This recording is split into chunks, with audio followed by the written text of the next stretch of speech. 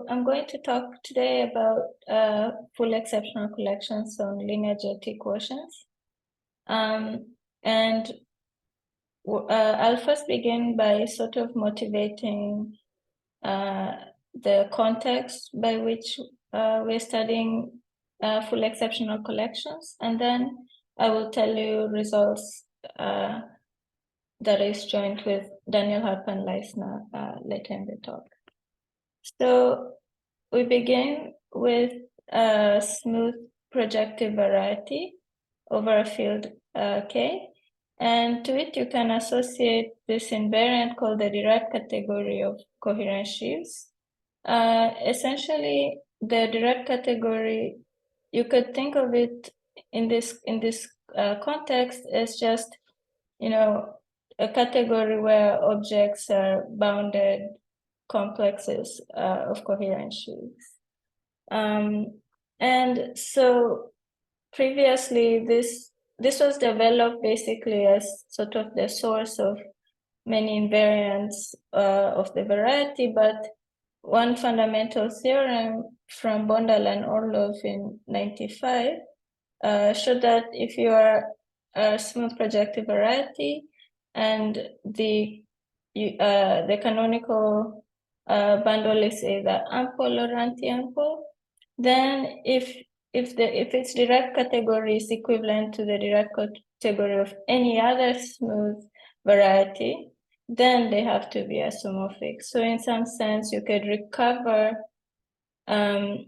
just the geometry of X from sort of this very, very little structure on the derived category. And the structure in particular here is that you have shared duality and you can shift complexes. And they also formulated this conjecture, well-known conjecture called the D-equivalence conjecture, essentially saying that birationally equivalent Calabi-Yau varieties should have equivalent derived categories. And it's now, a more specific version is the K plus D, which was reformulated by Kawamata. So it says that if Y and X are smooth projective varieties, then it conjectures that K equivalence should imply D equivalence. By K equivalence, we mean that you have another smooth projective variety Z and birational morphisms F and G, such that the pullback of canonical bundles are equivalent. And the equivalence just means that their derived categories are equivalent. And so this is sort of a very interesting problem in derived categories, and it's largely open. It is known, the D-equivalence conjecture is known for Calabi-Yau threefold. By Calabi-Yau, I just mean K-trivial. So Calabi-Yau, this is from by Bridgeland in 2002. And then recently, Harpan-Leisner showed that Calabi-Yau varieties that are birational to moduli of coherent sheaves on a K3 surface are derived equivalent. So more generally, this K implies D conjecture is really it says that if you have this inequality, then it should give rise to a fully faithful functor. This is sort of the more general formulation of this K implies D conjecture. But when you have such a fully faithful functor from two derived categories, it gives rise canonically to the structure called a semi-orthogonal decomposition, which already appeared in Alex's talk yesterday. So basically what this means is that you could decompose the derived category of X into two pieces. One is coming from the derived category of Y, and then another component. And this component is described explicitly as the subcategory that receives no derived harm from the derived category of Y. So this is precisely what this means. And the decomposition part is saying that you could build any object of X, of this derived category of X, sort of as an extension of an object from A and an object from the derived category. Or more generally, a semi-orthogonal decomposition is just a list of sort of nice subcategories, and you impose such that you have no homes going from right to left, and then you can build every object of the bigger category as an extension of objects in the smaller categories. And so the sort of upshot of this is that, well, in some sense, like if you want to do some categorical version of MMP, it's really studying sort of maybe trying to find canonical semi-orthogonal decompositions of your derived category. And so recently, Halpan Leis, there are many different sort of interpretations of this, but recently Halpan Leisner sort of explained what these canonical semi-orthogonal decomposition should be, and he calls this non-commutative minimal model program. So NMMP is a conjecture which sort of it conjectures that in this space of Bridgeland stability conditions, so on a derived category, there is a notion due to Bridgeland of semi-stability for objects in a derived category, and the collections of such stability conditions form a complex manifold. And the conjecture of Halpan Leisner is that one should have canonical, there exists canonical paths in this space of Bridgeland stability conditions. So as these paths sort of go off, they're sort of unbounded, and sort of eventually semi-stable things with respect, like far along in the path, gives you canonical ways to decompose your derived categories. And so so the formulation of this is sort of implies, like K implies D, and many other questions in relating, semi-orthogonal decompositions. But now I want to sort of focus on a specific class of semi-orthogonal decompositions called full exceptional collections. So the sort of first place that this occurred is this result of Beilinson from 1978.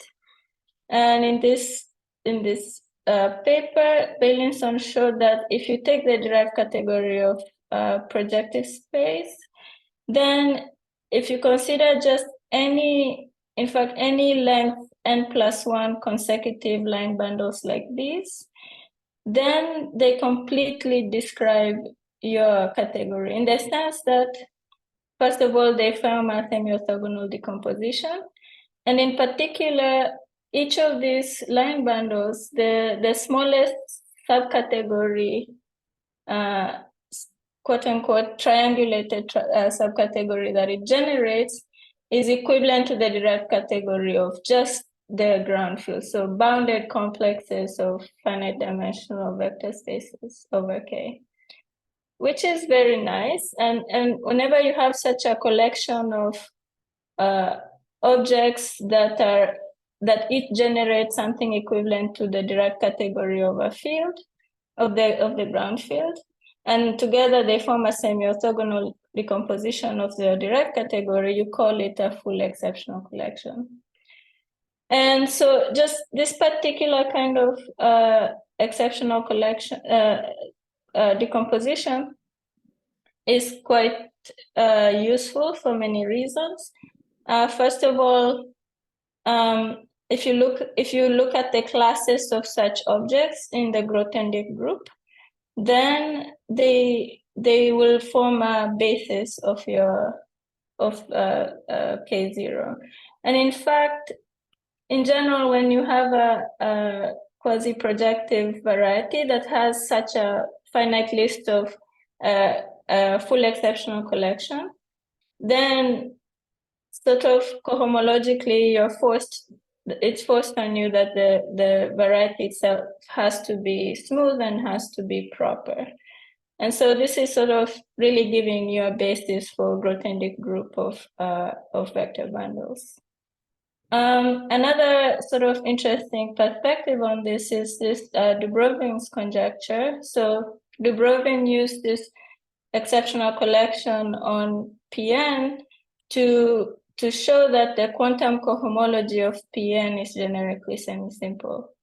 And then conjectured that more generally, if you have a smooth projective Fano variety, then having this structure of a full exceptional collection should correspond to generic semi-simplicity of quantum cohomology. And this is useful for computing genus zero Gromov-Witten invariance.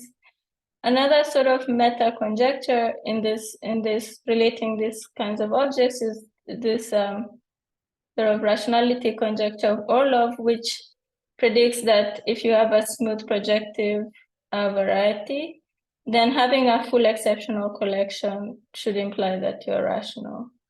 It doesn't go the other way because you could sort of blow up at centers that do not have exceptional collections. For example, if you look at an elliptic curve in P3 and you blow up along that center, then that direct category will not have an exceptional collection, a full exceptional collection. And so sort of this sort of connections kind of highlight sort of why this structure of a full exceptional collection is kind of interesting. And so let me just highlight sort of a landscape of examples of ask a question before going further. Can you hear? Sure. Yes, I can hear. Yeah, about the first paragraph, you say that you get a canonical semi-orthogonal decomposition. Now, even suppose we work on surfaces, does this mean that you have a canonical MMP? I mean, in the usual sense. I don't know very much for surfaces because this space of Bridgeland stability conditions is very mysterious. But in some sense, there should be some canonical admissible subcategory. Yes. Yeah, Hannah, that would be very interesting because we birational geometers don't know any canonical way of finding minimal model. I see, yeah. Anyway, thank you.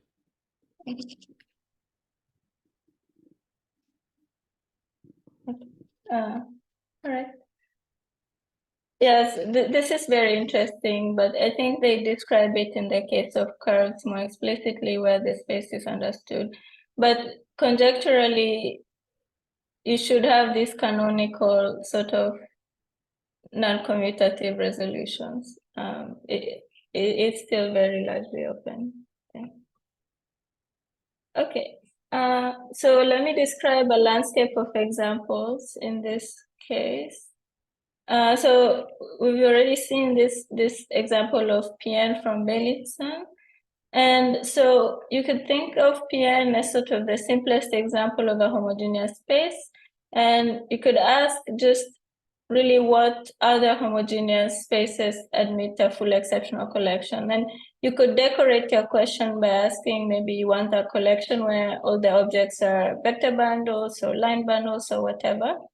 And in this direction, Kapranov showed that the derived category of Grassmannians of R-planes in N-space admit a full exceptional collection of vector bundles. And these are described explicitly by you consider the Schur functor on the tautological bundle, and then you take your Young diagrams to live in this box of you could have at most R rows and N minus R columns. And then there's some canonical way to order these so that they actually form an exceptional collection. And then I also showed for quadrics, these are sort of lists of some line bundles and then some so-called spinor bundles. And then they sort of get, so these Grassmannians are for type A, and in general we have sort of sporadic examples, like for Lagrangian Grassmannians, due to work of Polishuk, Samokin, Fonarev, and Kuznetsov, and also for isotropic planes, Grassmannians of isotropic planes due to Kuznetsov and Polishuk. But more generally, it's still largely open for other types of homogeneous spaces. And you could also get sort of, these are sort of basic examples, and you could build more complicated spaces having full exceptional collections from these kinds of objects. For example, Alistair Crow showed that if you have iterated fiber bundles of Grassmannians, then you also get an exceptional collection. So I'm just sort of highlighting sort of large classes of elemental examples in a sense. Another way to think of PN is as linear GIT quotient, and in the toric setting, this has been explored a lot in the toric setting. In the toric setting, there was this conjecture called King's conjecture, and people thought that in toric varieties should have a full exceptional collection of line bundles. But there are some counterexamples, but these cases, they have a full exceptional collection of line bundles.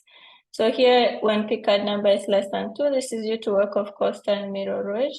And then for Fano 3-folds, due to work of Bernardi Tirabassi and Uehara. And then for Fano 4-folds, due to work of Prabhu-Naik. And then in the toric obifold setting, so for toric Deligne-Mumford stacks, Kawamata showed that they do always have a full exceptional collection, but these are of arbitrary objects in the direct category. And if you restrict just you want a collection of line bundles, then it was shown by Borisov and Hua that for Picard number less than 2 or dimension 2, then they do have a full exceptional collection of line bundles.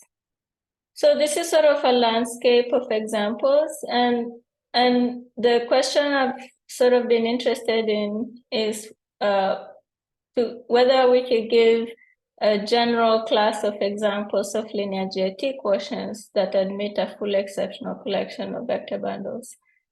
So just quickly, let me review the setup of linear GIT and then reformulate the question more precisely. So for linear GIT, we start with a linearly reductive group and say it's acting on a vector space V, and you consider the total space of that vector space. And I will now confuse X and V just in practice. And then for GIT, you have a G-linearized line bundle on X, but X is just a vector space, so this G-linearized line bundle is just a character of your group. And so GIT cuts for you some open subset called the semi-stable locus. Precisely, these are points where you could find a G equivariance-like section of a power of your line bundle that doesn't vanish at that point. And the complement is called the unstable locus. This complement can be described more explicitly in a numerical manner, but it will sort of appear later in the talk. So Mumford constructs this quasi-projective variety called the GIT quotient. And you could also consider the stack quotient. Now, you have a map from the stack quotient to the usual good quotient.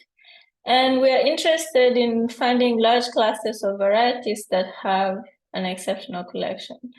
The problem is that to have a full exceptional collection, it makes sense for smooth varieties, but this good quotient is usually quite singular in general, and so we kind of expand the context of our question and consider these stack quotients. So these stack quotients are smooth, and they'll be Deligne-Mumford whenever you have finite stabilizers. And so we sort of now formulate our question as follows. For what triples of a group, a vector space, with a G action and a character of your group, and such that this stack quotient is a proper Deligne-Mumford stack. So for what such cases will its derived category have a full exceptional collection of vector bundles? And the derived category of the stack quotient is just the equivariant derived quotient of the semistable P. So it's really a question of equivariant geometry. And whenever you have a free action, this map from the stack quotient to the good quotient is an isomorphism. So in that case, you get a large class of examples that we were interested in. So this is the question, and the first, so a lot of the previously described examples sort of fall in this context. And so one of the results that I'm going to be telling you is due to Halpern, Leisner, and myself. And what we show is that whenever the group has rank 2, so you could think GL2, the 2 torus, etc. And then the GIT parameter that we take is the anti-canonical character. So it descends to the anti-canonical bundle. Or we take something that's, if the anti-canonical bundle is on a wall, then we sort of push it in one of the nearby chambers. So for such GIT parameters, we make some assumption, some technical assumption on the representation. So we assume that we could find a one parameter subgroup that pairs strictly negatively with all the weights of the group. One of the consequences of just this technical assumption is that the G invariance of the structure sheaf is just the ground field. In particular, the quotient that you get is actually projective. So this is just the technical condition implies you get a projective quotient. And now the statement is that if now you have finite stabilizers in the semi-stable locus, then this GIT quotient has a full exceptional collection of tautological bundles. So this sort of gives a kind of large class of new examples that have a full exceptional collection of vector bundles. And so for the rest of the talk, I'm going to sort of explain the ideas that go into proving this theorem, and sort of some examples.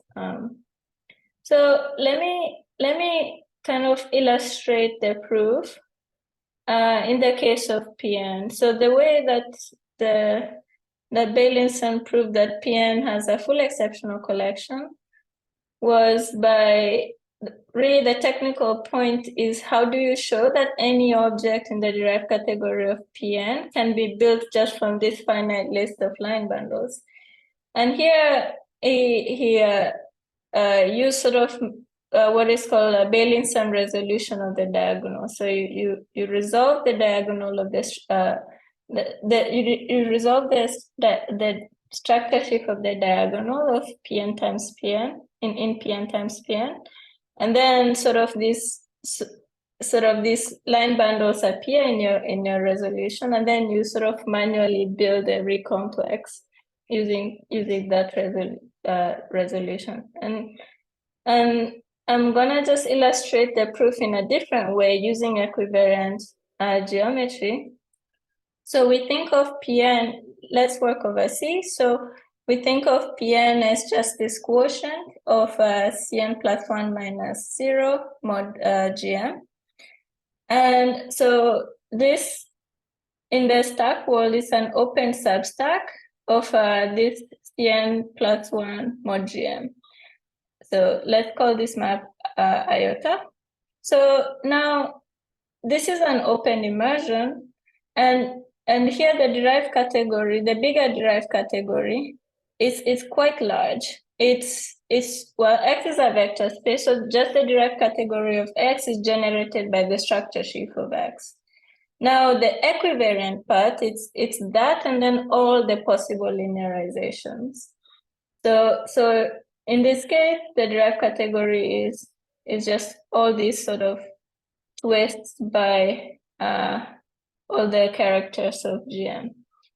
So combinatory, just think, okay, so here's the weight space of GM, and then you have these lattice points corresponding to the weights, and each of these gives you GM equivariant line bundle. So all of these line bundles generate your derived category. And now if you push them all forward to the derived category of Pn, this because IOTA is open immersion, this is essentially surjective. So you know right away that if you just take all of these line bundles and you restrict them, you get a full, you get something that generates the derived category. The problem is you have kind of too many of them, and you want to cut down this list so that you have exactly what you need to have this exceptional collection condition. And so the idea is that you could think of just this n+1 list of line bundles, consecutive line bundles, as some sort of window living inside the weight space of the bigger derived category. So the statement of Beilinson is saying, if I just look at this window and I restrict just from line bundles defined from just that window, then I get a full exceptional collection. Namely that, first of all, that this map here is, an equivalence of categories. And second, that these line bundles living in this window can be ordered appropriately so that you have the appropriate home vanishing in one direction that you need for exceptional collections. So this is sort of the task. And let me just rephrase this just a comment. This sort of window machinery kind of is due to many people from work of Telemann, Halpern, Leisner, Ballard, Favero, and Katsakov. So we're essentially trying to see the derived category of the semi-stable locus as sort of a window in the bigger derived category. And so this is the goal. And really let me just explain how, in general, we find these windows.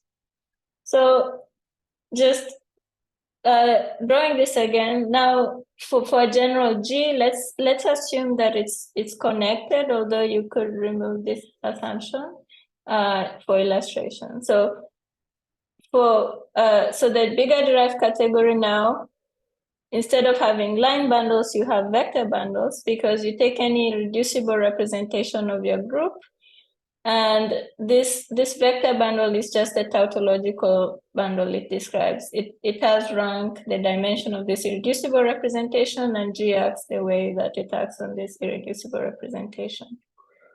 And then we are looking for some windows. So we're looking for some sort of convex subset inside the weight space of your group, such that if I restrict to just the class of vector bundles that come from that window, then this restriction functor is fully faithful. So fully faithful and then essentially surjective. So essentially surjective sort of corresponds to like generation of the derived category of the semi-stable locus. And then the fully faithfulness will tell you that you could compute cohomology here instead in terms of cohomology of the bigger derived category. And cohomology of the bigger derived category is much easier to compute. And you could check, for example, home vanishing very easily. And then the third thing we would need to check is that you can order this list, to get an exceptional collection. The third condition is usually much more straightforward to check. So the hard part is actually checking 1 and 2. And so how does one go about doing this? Let's just consider the case of just the first case. So fully faithfulness is really controlled by whether cohomology with support in the complement, so the unstable locus, vanishes. So the task of finding a window such that fully faithfulness holds is really a task of finding conditions on a given representation of G that guarantees you that this cohomology with support in the unstable locus, the equivariant part, vanishes. And so this is really the task. Let's look at the example in PN case. So in the PN case, the unstable locus is just the origin. And so let's sort of think of CN like this with this coordinate ring. Then the cohomology with support in the origin for just the structure shift is really computed by this causal resolution. So this causal resolution is exact everywhere except at this last point here. And here, if you compute the cohomology, you see that the cohomology as a C vector space is generated by sort of powers of T0 to Tn, and each of them have negative powers. And so really what that means, and what that means is that, so the GM action here corresponds to just a grading, and everything here works well with respect to grading. And so really the highest GM weight that appears in this local cohomology with support at the origin is just when you have -1 powers over all of these G's. And so the highest GM weight that appears is just -n-1. So if you have this bound on highest weight, now you want to find a condition on a given GM representation such that if you twist the structure shift by this representation, then that will have vanishing local cohomology. So what that means is that if I take any mu, so a character of GM, and let's assume that the weight is strictly in this bound, then that means that if I twist, the representation defined by mu, then basically it says that mu dual, which also has weight in this same range, will not appear in this complex twisted by that representation. So in particular, the weight 0 piece will be 0, and the weight 0 piece computes the GM equivariant, the GM invariant part. And so just the point of this is that you could sort of analyze the kinds of weights that would appear in local cohomology with support in the unstable locus. And then you could sort of bound it. You could say, okay, if the weights appear in a given range, then if I twist by that representation, then the weight 0 part will disappear. And so this will not have local cohomology. So in this case, this is the range. So local cohomology happens in this range. Now, if you want fully faithfulness, you want, the difference of any two such representations to lie here. And so the appropriate range for fully faithfulness will be sort of half of this range. And so you see like half of this range really gives you, n+1 consecutive sort of weights inside the weight space of GM. So this is sort of the game that one plays. Let me pause there if there are any questions.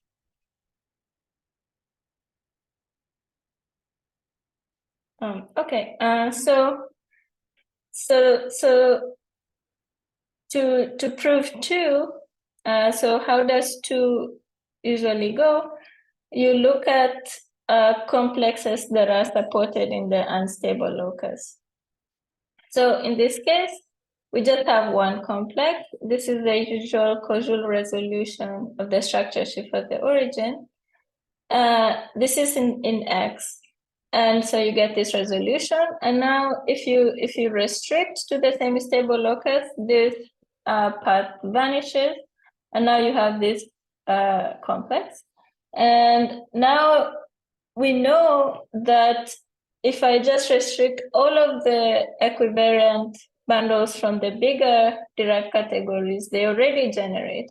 So all we need to do is that, well, we have this window coming from fully faithfulness that we know. So in this case, it's just a list of n+1 consecutive weights like this. And now suppose that I want to show that any line bundle twisted by this chi that's just outside this window actually is in the derived category generated by just this n+1 ones. So what we do is that you take this complex star, and then you twist it so that the lowest weight is whatever you want. Now, if the lowest weight is whatever you want, all of the other weights appearing in the complex will actually lie in this n+1 window here. And so you have been able to write, the line bundle twisted by the sky in terms of other objects that already lie in your derived category. And so you include this sky into your list, you've generated it. And then on the other hand, if you have this mu on the other end, you just twist this complex again so that the highest weight is mu. And then by a similar argument, everything else already lies in your window. And so you've sort of generated it by extension. And then you just sort of expand your box of n+1 things sort of inductively forever. And this is PN case, and this is rank 1, which is very nice. Local cohomology we already understood, and we have this nice complex, just this one complex. So let me just explain how this goes in rank 2. Let's look at an example of weighted Grassmannians.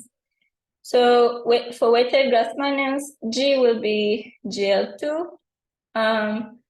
And then X is this representation of GL2. I have written here the weights of this representation. And these purple numbers are just the multiplicities of each of these weights. So for this example, if you want, just think of Grassmannians, in which case, you just have these two weights here with, some multiplicity. Here you'd get Grassmannian 2A, just if you had these two weights. But let's imagine like weighted Grassmannians, which is kind of a new example.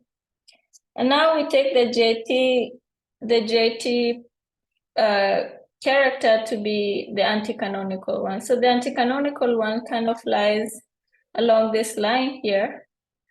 And then, so there's this criterion due to Hilbert-Mumford that tells you how to describe the unstable locus. So basically the unstable locus, it's determined by certain one parameter subgroups. And those one parameter subgroups pair with your GIT parameter strictly negatively. And then for each of these one parameter subgroups, you look at its attracting locus. So basically these are points that have a limit under the action of the one parameter subgroup. And then you look at the g-orbits. And that completely describes the unstable locus.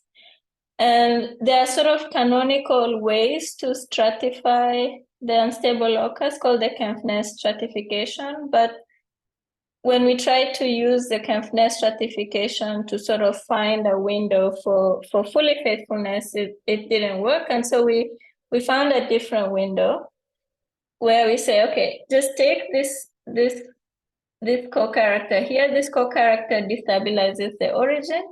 And then sort of take things that are very, very close to being perpendicular to your GIT parameters. So here I've indicated those one parameter subgroups.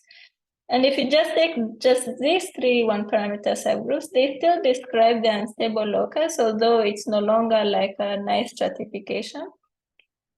So now, if you want to find local cohomology vanishing, we can at least check on each of these sort of different pieces. So each of these pieces, it's just some subset of X. And then we can look at local cohomology vanishing for just that one piece. And when you do that, you get, again, a different bound, but now you get sort of a strip. So it says like weights kind of have to lie in a strip determined by that one parameter subgroup. And so the sort of shape you end up having in this rank 2 picture is something that kind of looks like a barrel.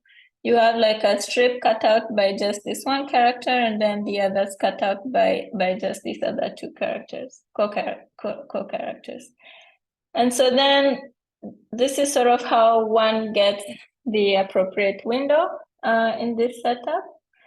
And then if you want to show that it generates, we again sort of take a page from the PN example, and we just look at resolutions of just these pieces. Now, if you resolve these pieces, they are unstably supported. So when you restrict, so you resolve it by some, vector bundles, and then when you restrict to the unstable locus, that piece kind of vanishes, just like in the PM case. And now you have sort of a complex of vector bundles, or something that you could filter with associated graded pieces that are vector bundles. And then you really understand exactly how those weights look like. And then you just sort of play a similar game like in PN. You assume you have this, barrel window, and then you sort of expand it systematically using these complexes.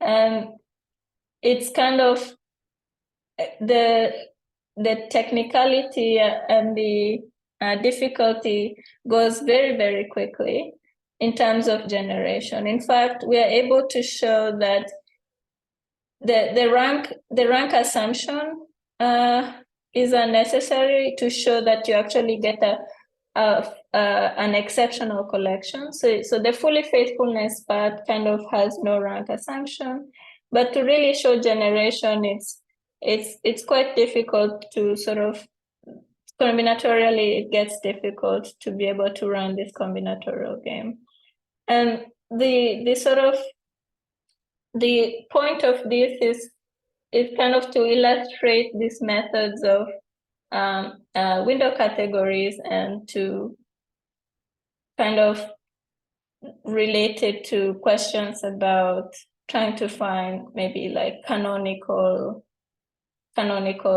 decompositions of derived categories. Okay, yeah, that's it. Are there any questions?